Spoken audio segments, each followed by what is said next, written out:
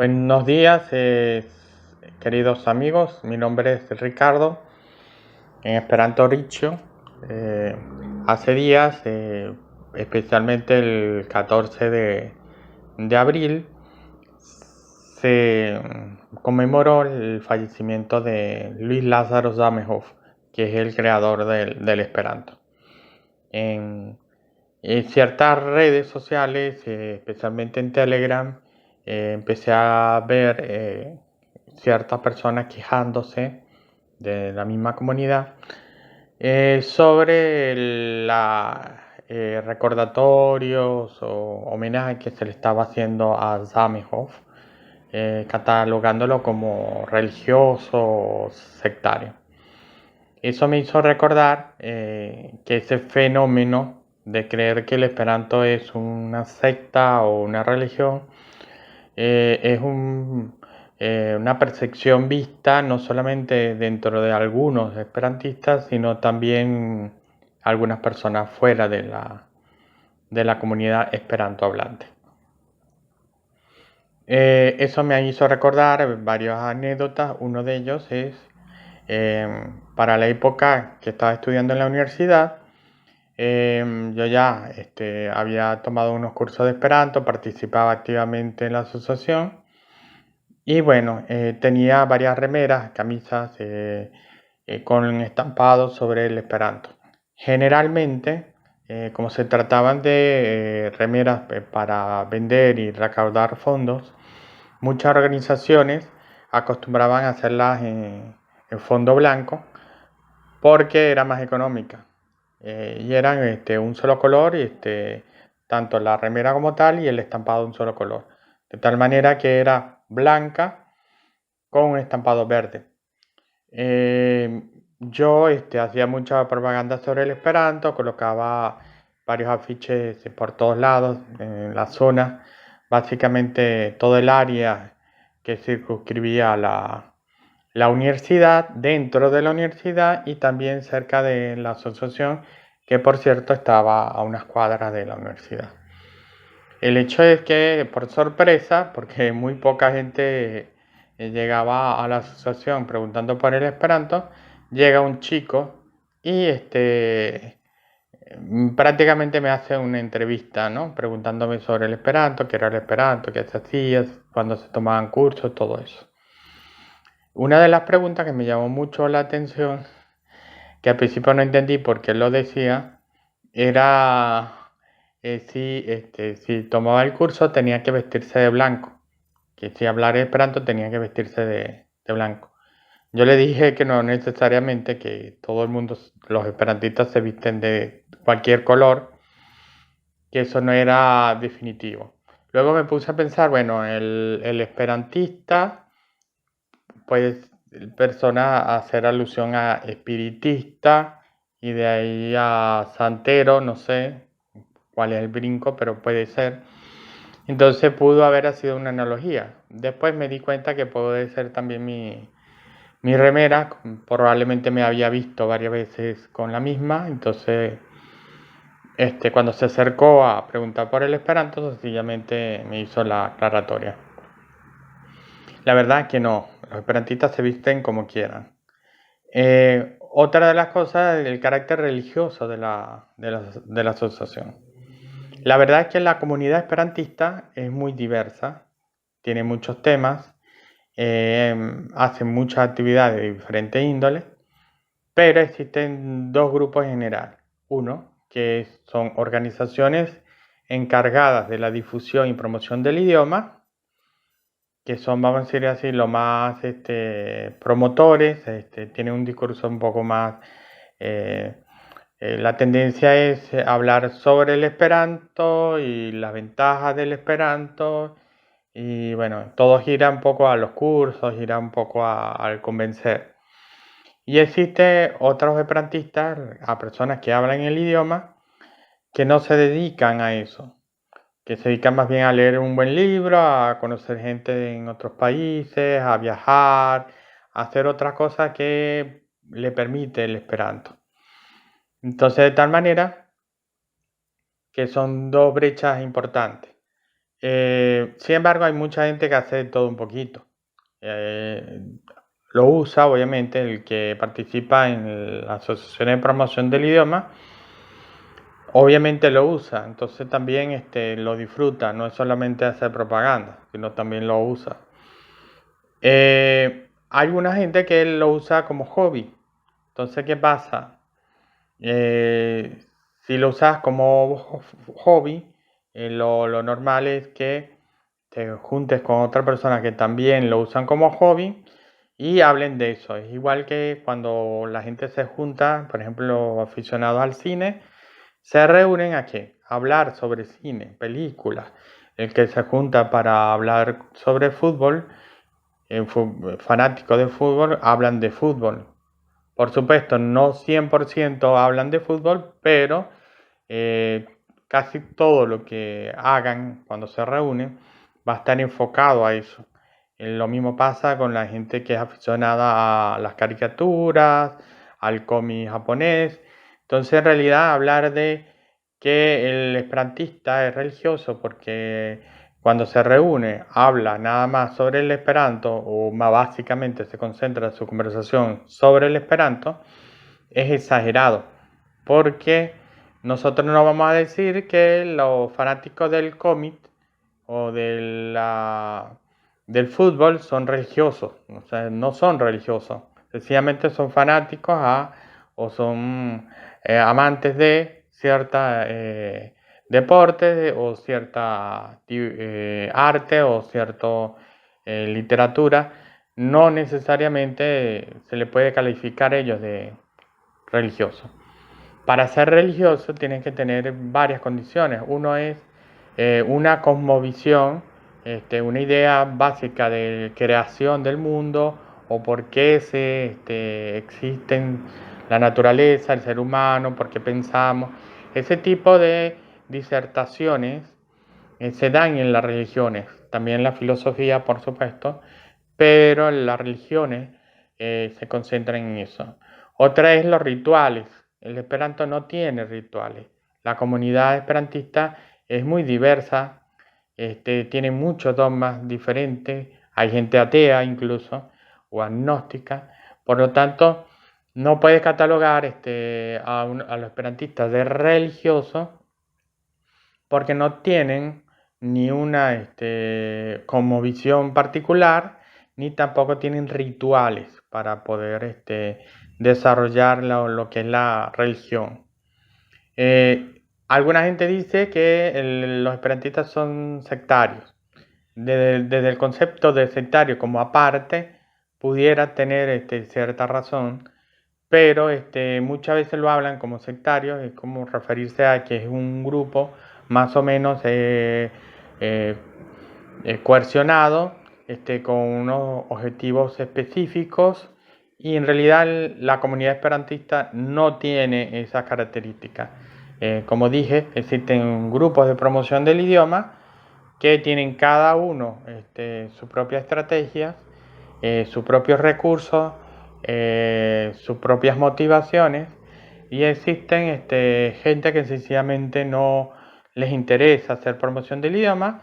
Claro, por supuesto, si alguien le pregunta qué estás hablando, obviamente te dicen, bueno, estoy hablando esperanto, y cuando empiezan a preguntarte para qué sirve el esperanto, o qué es, o de dónde se habla, obviamente estás explicando algo que te están preguntando y de alguna manera estás haciendo propaganda, pero no es un plan de concientizar ni nada por el estilo.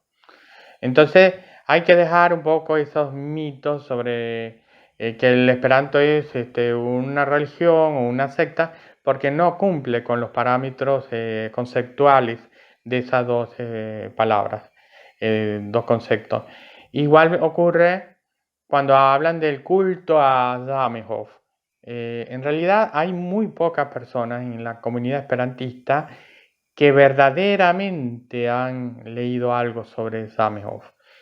Probablemente, obviamente, si hablan el idioma, han leído de alguna manera algo de Zamenhof, que es la gramática y algunas aclaraciones. Pero por lo general, eso es leído o estudiados por otros autores. O sea, son libros de enseñanza hechos en base a el primer libro de Zamenhof. No es el libro de Zamenhof directamente. Probablemente hayan leído La Espero, que es un poema que se tomó como himno del Esperanto, pero no más, no creo, mucha gente no entra a otras cosas. Entonces, sí, hay gente que habla sobre Zamenhof, pero esa es la concepción particular de cada quien, o lo que ellos creen que Zamenhof creyó o quiso hacer. Entonces, en realidad se crea como una especie de fábula o concepción de un escritor o de un promotor como fue Zamenhof, y sencillamente es algo particular. Ocurre con muchos escritores, donde muchas veces la gente habla sobre sus obras o hacen una percepción de la obra cuando ni siquiera la han leído, o han leído fragmentos o han escuchado hablar de la obra.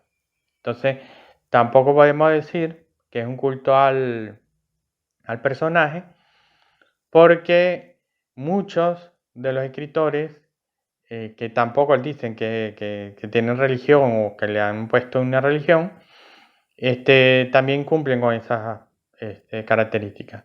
Hablemos, por ejemplo, de los próceres de independencia.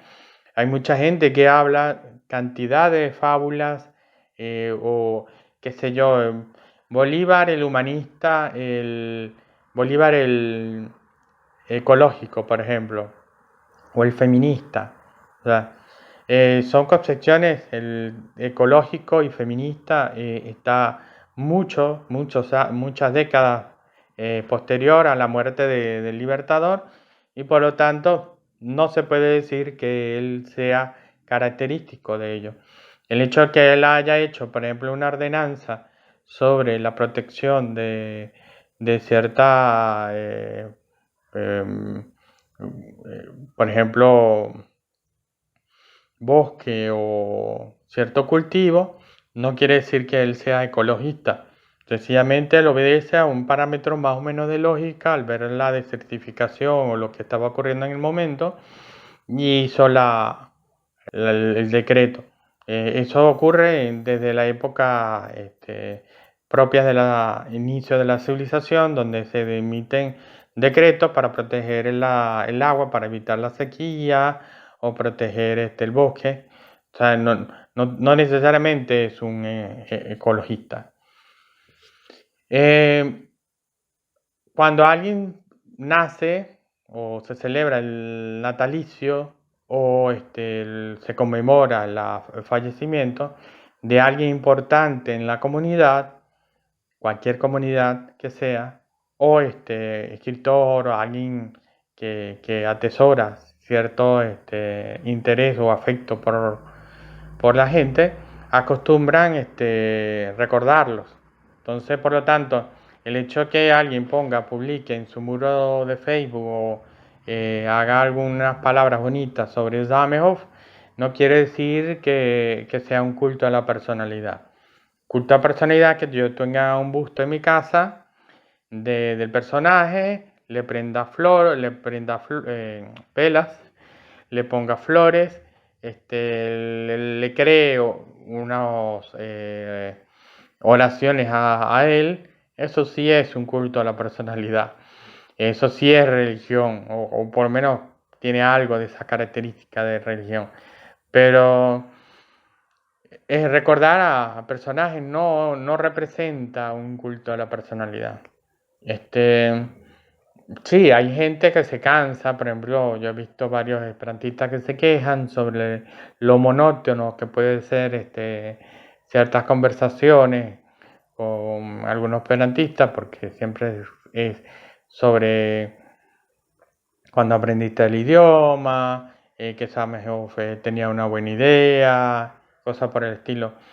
Pero por lo general, esas conversaciones lo hacen las personas cuando recién se están conociendo, que no tienen ningún punto en común aparte de hablar el idioma. Entonces, bueno, para hablar algo, para iniciar una conversación, empiezan con ese tipo de temas. Hay gente que se engancha nada más en eso, hay gente que sencillamente no le gusta hablar de su vida personal o de temas personales, entonces recurren a ser monótonos con eso. Pero gente monótona la conseguimos por todos lados, en todas las comunidades, gente, por ejemplo, de política, que está bastante trillado, por ejemplo, en Venezuela, cuando vivía allá, era muy, muy trillado. Entonces, la gente, todo el mundo se concentraba al tema de la política. Y no necesariamente eran especialistas de política, pero lo hacían. Entonces, hablar de quejarse por todo eso en realidad es una pequeñez. Y lo importante es aprender el idioma, poder usarlo. Y bueno, si no te gusta una conversación, sencillamente la pasas, trata de cambiarla. Otra de las críticas que se hace al movimiento esperantista ya de hace mucho tiempo es el uso de logos. Dicen que eso pareciera que la comunidad quisiera crear algún tipo de país, nación o culto. La verdad es que hay muchas organizaciones, pienso que todas las organizaciones, ya sea comerciales o sin fines de lucro, tienen algún tipo de logo o escudo donde trata de representar de manera simbólica cuáles son sus aspiraciones o a qué ramo o qué concepción tiene. Eso permite a la vez dejar una marca donde puedas usarla en tus productos o algún tipo de evento. Puedes usar ese logo para identificarte, identificar a la organización, identificar el comercio. No necesariamente representa una nación, no necesariamente representa una religión. Entonces eso también es un mito que se tiene sobre el Esperanto. Una cosa es que no te guste aplicarlo o usarlo. Otra cosa es que represente en realidad eh, un culto. También ocurre con la bandera. La bandera del Esperanto es una bandera verde con un cuadrado blanco en una esquina y una estrella verde. Muchas organizaciones o movimientos tienen su propia bandera. Veamos la bandera LGBT.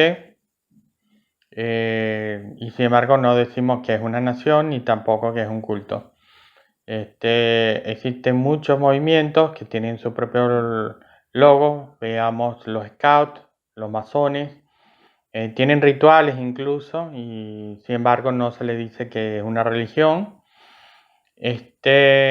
Y bueno, esa crítica ya viene ya desde a principios del siglo XX, especialmente por un grupo de esperantistas franceses, donde decían que el esperanto solo debería ser usado como un idioma comercial, que no tenía un trasfondo ideológico ni tenía un fin humanista, solamente comercial.